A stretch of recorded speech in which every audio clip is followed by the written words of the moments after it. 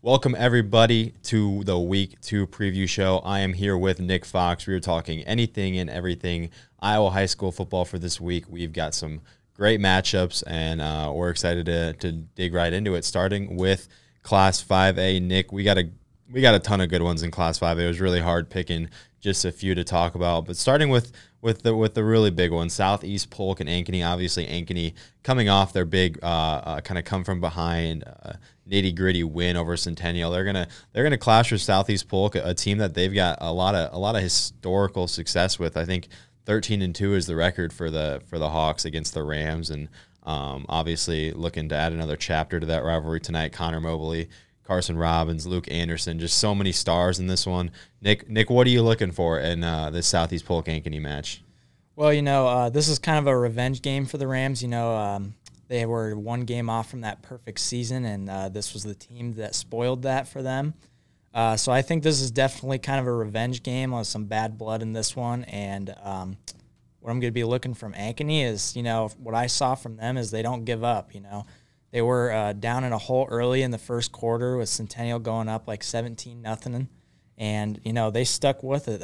They didn't give up, and they battled for 2 extra quarters, 2 overtimes for that one. And so, I'm looking for the stars to shine, but I'm really looking for how are they going to battle the adversity because, the Rams are a special team, and, you can't just go up 21-0 just like that. You got to fight all the way through to win this one. You picking Southeast Polk then? Is that who you're going with? I'm going Southeast Polk. I mean, this team, you kind of want to compare them to a college team. You can't help but think about Georgia. I mean, they just are so good. Offense, defense, special teams. It's hard to pick against them, but I think I've got Southeast Polk in this one. Yeah, I tell you what, I think that's a nice pick. But I tell you what, Ankeny, they're going to have the home field advantage, and they don't rely on one piece. They're super balanced. Obviously, Evan Ermile, Daniel Larmy, Caden Henkes. I love Connor Kaiser on the defensive end. This team just has a lot of impact makers, which I think gives them a shot, and it's going to keep this game close. And it's CIML football, and we know how that is. It's just go out there and compete, and anything can happen. So I think I'm going to go Southeast Polk here too, but I'm not going to be surprised. I don't think anyone will when Ankeny kind of keeps this close and hangs around. And Nick, I know you got a little Johnson and Cedar Falls preview next, so I'll hand it off to you. Yeah, so Cedar Falls, they didn't exactly have the start to the season they wanted, dropping the first game to Prairie. Johnston, on the other hand, took the win over Waukee Northwest. A couple guys I'm going to be looking for in this one is Will Nuss, who went 193 yards and 3 touchdowns last week. I've said to you before how much of a star he is to this school, not just in football, and obviously he showed that in week 1. I think we can see more of that this week. And we've got Tate Hermanson. He went 155 yards and a touchdown for Cedar Falls, and I think this is kind of a perfect bounce-back spot. You get a win against the number 2 team in the state, and I think that's, huge. You got a lot of motivation, and you just got so much energy after a win like that. What are your thoughts on this game?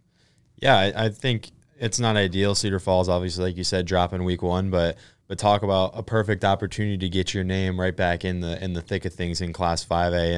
And if anyone can do it, it's Cedar Falls. They got the stars on the defensive end, Drew Gerardis, obviously Drew Campbell, Colin Coonrat. They got a ton of playmakers over on the defensive end, and it's going to be a good test for Johnson. I mean, they're returning to the Dome, a place that all these teams are dreaming of ending their season at. So I think it's going to be a fun matchup. It's a unique one. We don't get to see a lot. Johnson and Cedar Falls, 2 top 10 teams, but I'm excited. But I think Johnson, Will Nuss, Jacob Simpson, I think the stars are a little too bright. But again, I'm not going to be surprised to see Cedar Falls sticking right in this thing to the end. But kind of transitioning to our last Class 5A game that we are going to take a look at.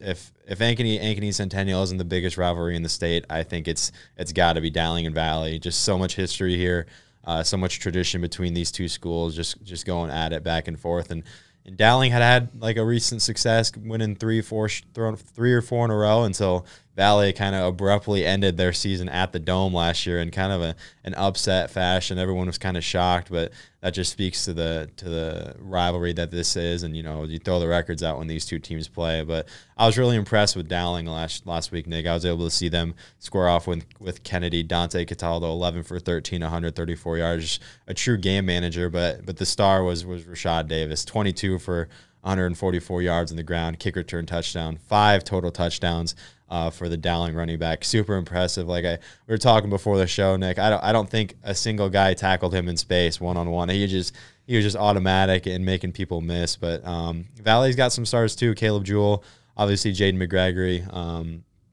Ton of stars here. You can expect this one to be back and forth. Nick, what are you looking for, and who do you got here? These are two of, year in and year out, these teams are competing to win a state championship. It doesn't matter. These guys always seem to pump out talent on each side of the ball. And I'm going to be picking Valley for this one. I think, after week 1, they've obviously got Rashad Davis on their scouting board. They know what to look for. They're going to run the ball. Dowling losing Jackson Smolik last year was really huge for them. It was a big hit for this offense.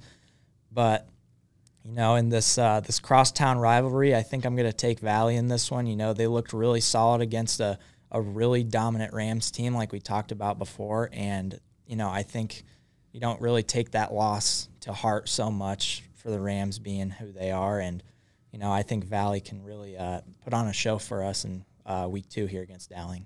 Yeah, I think it was impressive that Valley was really able to keep that Southeast Poll game as close as it was, obviously coming off that state title game last year. I think a lot of people were expecting Southeast Polk to really take it to Valley again, and they didn't. Valley hung right in and got up early, but so I like that pick. I'm going to go Dowling just to play devil's advocate here. I really liked the game management that Cataldo played. I think they're just solid on all ends of the ball, and they don't really make mistakes. But, again, I'm going to say this a lot. I'm not going to be surprised either way this game goes. It's number 3 versus number 4 in our poll.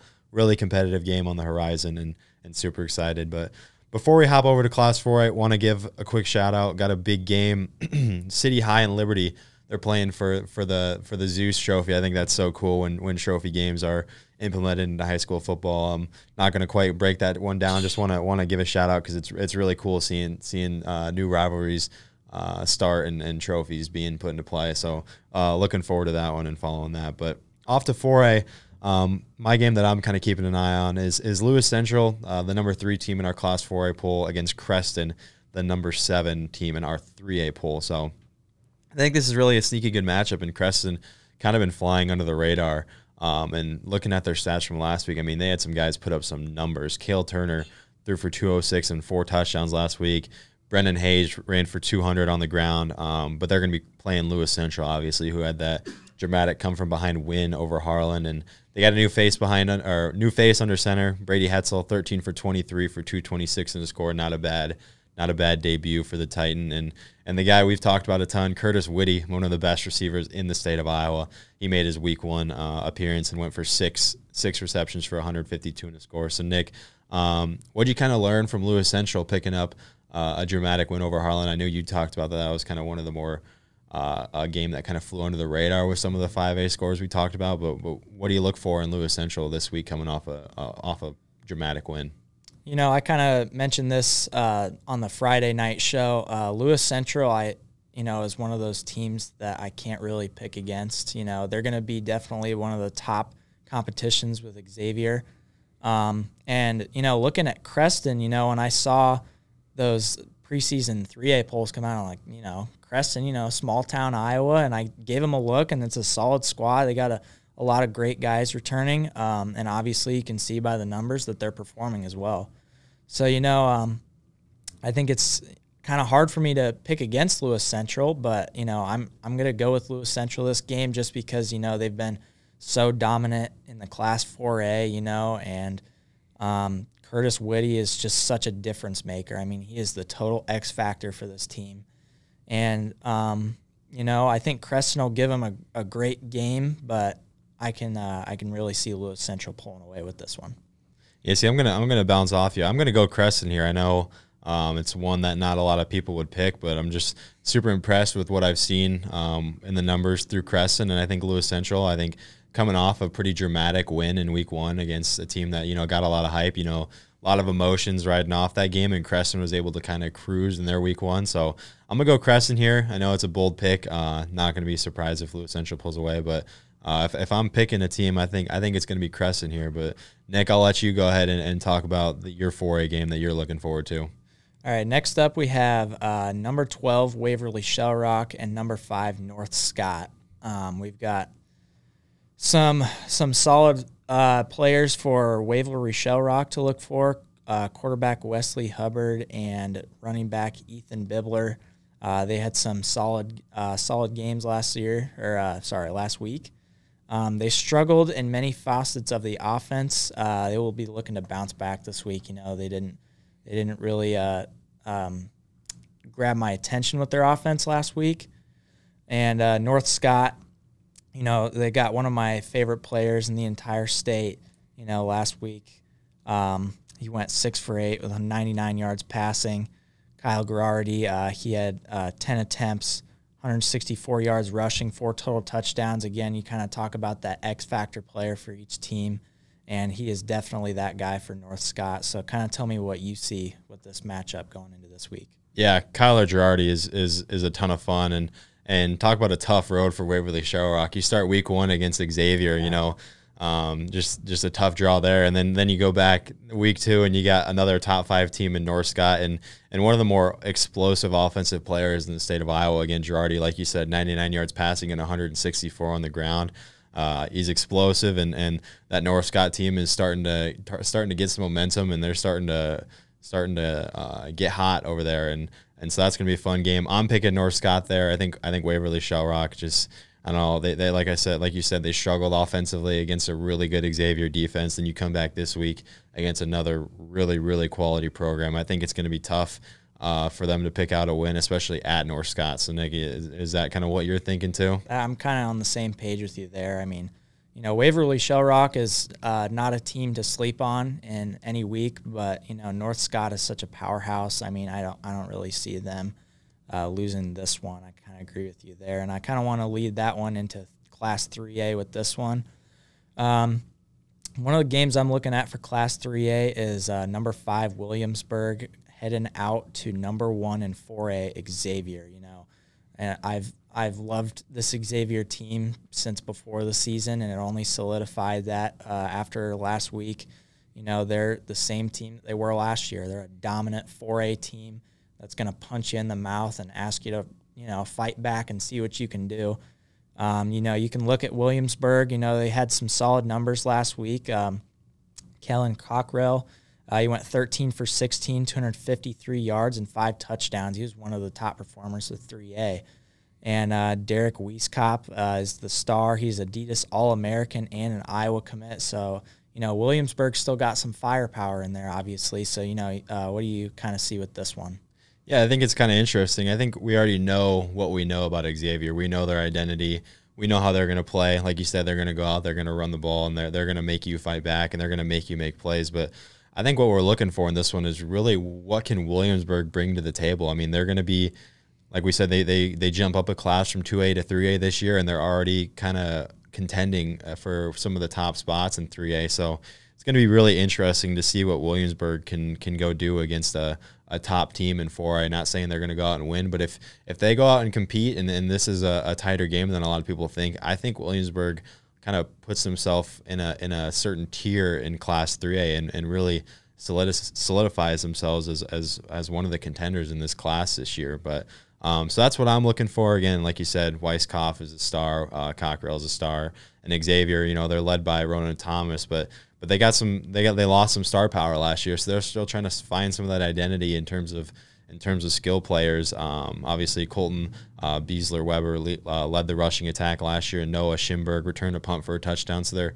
still kind of trying to build those playmakers around Ronan Thomas, who's a top quarterback in Class 4A. So that'll be interesting, and kind of moving over to our second game in Class 3A that I'm looking for, a kind of a cross matchup like yours between 3A and 4A top 10 teams. We got number 8 Atlantic hosting number 10 in 4A Glenwood. Glenwood has won the last 4 in this historical matchup, but I think this is a sneaky good quarterback matchup. Atlantic's Zayden Parker had 5 touchdowns in his varsity debut on just 7 completions, which I think is pretty wild. And they also had 200-plus yard rushers last week in Dante Hedrington and Gavin McLaurin. Atlantic, again, they took care of Clark pretty handedly, so a good week 1 performance in Glenwood. They're led by veteran quarterback Caden Anderson. He's one of the better athletes in the entire state of Iowa, in my opinion, obviously. Running baseball all summer, he's a Nebraska baseball committee, puts up just some gaudy numbers in the summer, and he does the same on the football field, 15 for 27 for 219 and a touchdown last week. So definitely one I'm looking out for. I think Atlantic's getting a lot of hype early in the year, and rightfully so, but I'm going to go Glenwood here. I think the veteran leadership of Caden Anderson is going to stick out. And I think the youthfulness of Atlantic might show a little bit, but so I'm gonna go Glenwood getting a top 10 victory on the road. Nick, what about you? I think I have to agree with you with Glenwood. I mean, like you said with Atlantic, this is a young team that's, they're still trying to develop that sort of who's their guys, who's going to lead this team, who's going to build this culture, and a winning culture is obviously what everybody's looking for. And, like you said with Caden Anderson, that's just one of those guys that pops out in those preseason. You're kind of scanning over the stats and the rosters before the season, and you kind of see, that's the top guy, that you kind of look for in these matchups. Yeah, for sure. Moving over to Class 2A, got a fun one. The number 1 team is going to go on the road against a team in a bigger class. I think those are always super interesting. Again, Central Lyon, Georgia Little Rock, the top dog in Class 2A.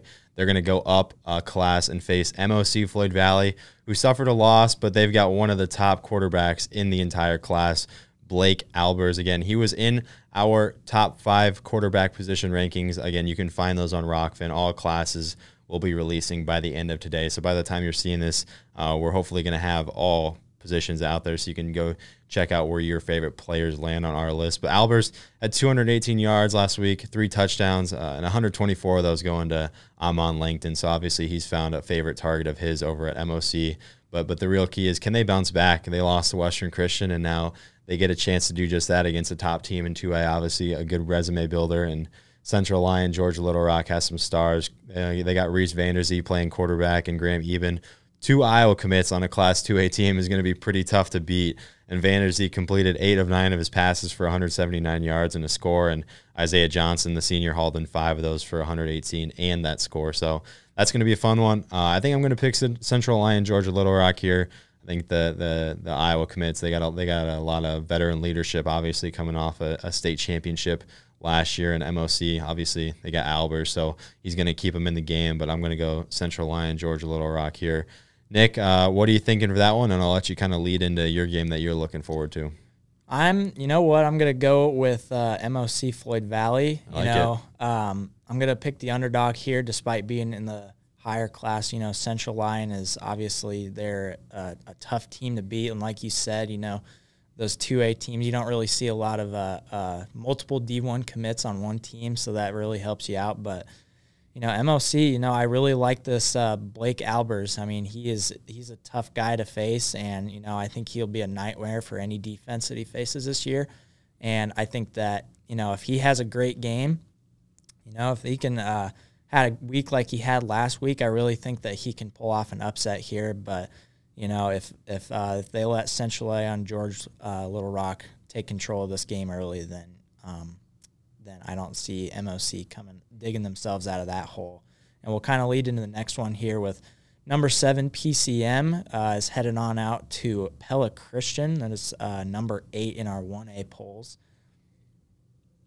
Excuse me. And I really like PCM in this one. They had a solid week last week. Pella Christian, that's one of those teams that they made some headlines during the baseball season. I think they took down number 1 Van Meter, which kind of caught everybody's attention. But, PCM is one of those teams that I kind of noticed for myself earlier on in the season. They have some guys returning, And Pella Christian is, one of those squads that is just, they're a solid team every year. They put together a solid squad, and, I can kind of see them. I'm going to take PCM with this one. Do you have anybody that you like for this one? Yeah, I guess PCM didn't have any stats put in on Bounds, so it's hard to kind of read what exactly they're about. But Pella Christian, obviously, going to be the smaller school here. Obviously, 2A PCM against 1A Pella Christian. But I like what Pella Christian has. They got 200-plus yard rushers last year, obviously, or last game. Johnson Morgan ran for 185, and Benny Skurs ran for 116. So I like what they bring to the table. Again, 2 1-0 teams, 2 teams that we don't know a lot about. So I'll go Pella Christian here. I like what they bring in the run game. And then Caleb Van Arendonk, a senior leader at quarterback, completed 85% of his passes last week for 123 yards. So I like what they bring. But yeah, so I'll go with Pella Christian for that one. And leading into Class 1A, the game that I'm kind of looking out for is Underwood and Kemper. I think this is interesting. 2 0-1 teams, but they're looking to bounce back after both of them lost a heartbreaker. Obviously, Underwood was up early on Van Meter, 14-0, ended up losing that game, and Kemper lost to Heelan on the final possession. They had it inside the red zone and were unable to punch it in to take that lead. But again, 2 0-1 teams looking to bounce back. Underwood, quarterbacked by Iowa baseball commit Garrett Louette, just a sophomore. He's one of the elite talents in the state of Iowa, and Mason Boothby, a top wide receiver in the class. He was in that elite tier of returning receiving yards leaders, and he started his 23 season off with 5 catches for 103 yards and a score last week. And then Kemper, obviously, led by the star DJ Vanami, Iowa football commit. He had 196 yards through the air and 3 touchdowns, and 87 on the ground from Kent Sanders last week as well. So this is going to be an interesting one. Obviously, 2 teams looking to bounce back. Like I said, a game played in Carroll. Kemper, a 2A school, looking to get their first victory, as well as number 5 Underwood in Class 1A. Nick, I know you're excited for the Applington, Parkersburg, and Grundy Center game. I'll let you kind of talk about that one. Grundy Center, they were number 1 in our polls, and last week they got a very close call. They almost lost last week. How are they going to handle this 1A test in their first year in the new class? Obviously taking the Class A championship last year, and they got bumped up. But historically, Applington Parkersburg is 5-0. The last time they played was 2015. So Grundy Center, is obviously another one of those games where they're kind of looking for some vengeance. Grundy Center, they have a top 5 quarterback in Colin Gordon. He had 207 of the team's 217 total yards last week, including 109 rushing yards. They had 7 different receivers that caught a pass last week, so he's spreading the love there. He's not picking one single guy. It's really a team offensive effort. When you look at Applington Parkersburg, their quarterback Gavin Thomas had 111 through the air, and Cale Skoneman had 137 on the ground. What are you kind of looking for in this matchup here? Yeah, like you said, I'm looking for Grundy Center to really prove that they're the number 1 team in the class. They had a close one against Dyke New Hartford last week, winning 7-6, and really a low-scoring contest. So I think Grundy Center is gonna show up this week. I think they got their wake-up call. Again, they're one of the elite contenders in this class, and obviously with a top 10 team coming to town, I think a lot of hype in this one. A lot of eyes going to be pointed at this one. But I think Grundy Center and Colin Gordon, obviously, he's a been there, done that type of guy. So I'm going to roll with the number 1 Spartans, and I think they kind of wake up and make a statement here in this one. Yeah, I agree with you on that. I'm going to take Grundy Center in this one. I mean, I wouldn't exactly call last week a fluke. I think that it was some growing pains, perhaps. Breaking the rust off from the off season. But I really see that Grundy Center was a young team last year. They had a really solid squad in that state championship run, and I think that once they get these guys going, they've got a lot of veterans who have now been there, and they've went on to the state championship. And I think that once they get going here, they'll be able to, take care of business. And now that kind of leads us into Class A. I know that there's a game you want to talk about with Class A to kick us off here. Yeah, the one matchup between two top teams in our top 10 poll is South Central Calhoun and Southwest Valley. Both teams picked up a victory last week. There's no historical matchups on Bound, so a new matchup. Teams that don't really know a ton about each other, and they really play two separate types of offense. Southwest Valley is really going to run first and pass second, and South Central Calhoun is led by a top 5 quarterback in this class, and Gavin Batta. He's one of my personal favorite players to watch. I watched him in 7-on-7 over the summer. He's a ton of fun. And he threw for 127 yards and 2 touchdowns last week, also had a pick 6. So he's an elite playmaker on that side of the ball, and he returned his favorite target from last year, Keegan Sword. He was top 5 returning yards and receiving yards last year in this class, and he comes back with Gavin Batta, and they're a ton of fun, ranked number 9 right now, and they're going to square off with number 5, Southwest Valley. They beat Red Oak last week, like I said, really run-first offense with Evan Timmerman. He had 21 attempts for 128 yards, and Wyatt Mendenhall helped out on the defensive end, picking off 3 passes. So that's a really fun one. The one top 10 matchup, like I said, in Class A, and I'm going to roll South Central Calhoun there. They're one of my personal favorite teams in that class, so I'm gonna roll with them. Nick, I know you got your eyes on the matchup as well. Yeah, for this one, I've got Logan Magnolia headed out to Kingsley Pearson. These are 2 teams making their debut in our poll at number 15 for Logan Magnolia, number 16 for Kingsley Pearson. They both won by 20-plus points last week, so this is going to be a fireworks show to say the least. They currently have no historical matchups on Bound, so this is kind of a newer game. They've never played each other as far as we know. Logan Magnolia last week, they had 50 rushing attempts to 4 passing attempts last week. So obviously, a rush-heavy squad. We're seeing a lot of those teams starting to break through the season. It kind of reminds me of a Webster City, where they've got Jackson Cherry handing it off to him. They had 3 guys that were over 75-plus rushing yards last week. You run the ball 50 times, you're going to get a few guys that'll break loose for a few yards. And Kingsley Pearson, they were a pretty balanced offense. They had 35 passing attempts and 33 rushing attempts last week. They're led by Bo Goodwin. He's a top 5 quarterback in our Class A rankings. You can check those out on Rockfin. Those will be all released by the end of today that we are recording. 296 passing yards and 3 touchdowns last week. He was 17 for 32. Bo also had 3 picks defensively against Alta last week. So he can get it done on both sides of the ball. Personally, for me, I think that I'm going to go with Kingsley Pearson this game.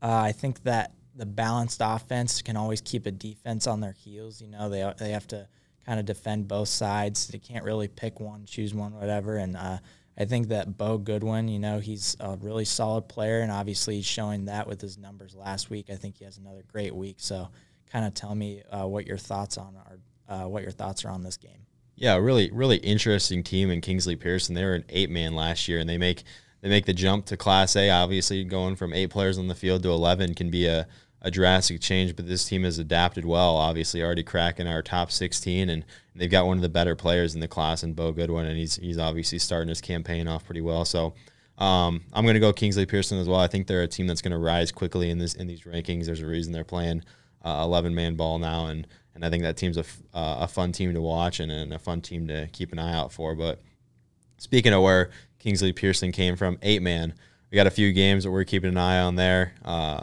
Our final class for this stream. The matchup I got is number 2 Montezuma at number 9 Moravia. Obviously, Montezuma coming at number 2. They're led by Brady Bolton, who leads the team in passing and rushing yards. You see that a lot in 8-man ball, the quarterback being the star and making things happen with his arm and his legs. He accounted for 11 of the team's 15 offensive touchdowns so far this year. And then this Montezuma squad has put up 111 points in the first 2 games combined. So obviously, ton of points being scored, but Moravia, obviously 1-1, beating Boyer Valley and losing to Bedford. They haven't allowed more than 27 points in the first 2 games, so something's got to give here.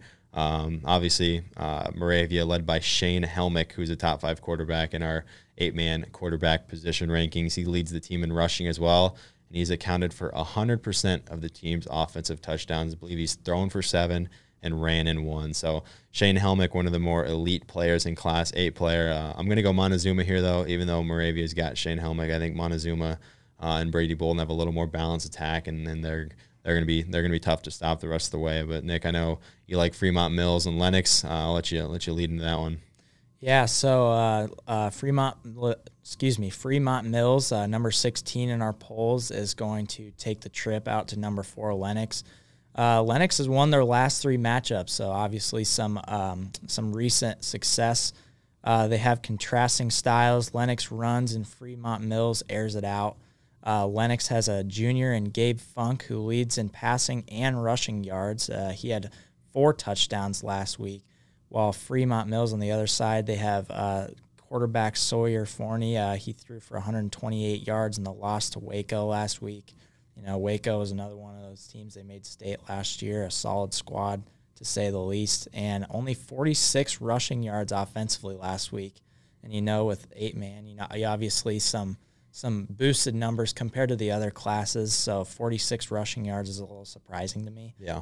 But I'm definitely going to have to go with Lennox here. I mean, they've showed themselves as one of the powerhouses in 8-man, and I think that they're going to continue on with that this week. Can you kind of talk about what you're thinking for this game? Yeah, I think Fremont Mills, I'm going to pick them here, and only because they scored off with Waco on a Saturday at Valley. It was like a weird 3 o'clock kick, so I think it was just kind of hard to adapt, but I think Fremont Mills is going to get their legs underneath them. They obviously stayed in our top 16, and rightfully so. They're a team that's a lot of history in that program, and I think their rushing attack, that was kind of a fluky thing, 46 offensive rushing yards, and I like Sawyer Forney. I think he's an elite quarterback at that level, and yeah, I think I'm just going to go Fremont Mills. Like I said, just a weird game last week on a Saturday, something you're not going to have all the time, and I think they're going to bounce back and get a victory. But Nick, we just knocked out 7 classes of predictions and talking football, so we hope you guys enjoyed. Be sure to follow us on social medias and be sure to comment what you think, what bold prediction you got for this week, or anything you got. Comment whether you agreed with us, disagreed with us. We're here to listen to you guys, and we want to pump out content that you guys want to hear. So appreciate you guys all for tuning in, and we will catch you next week.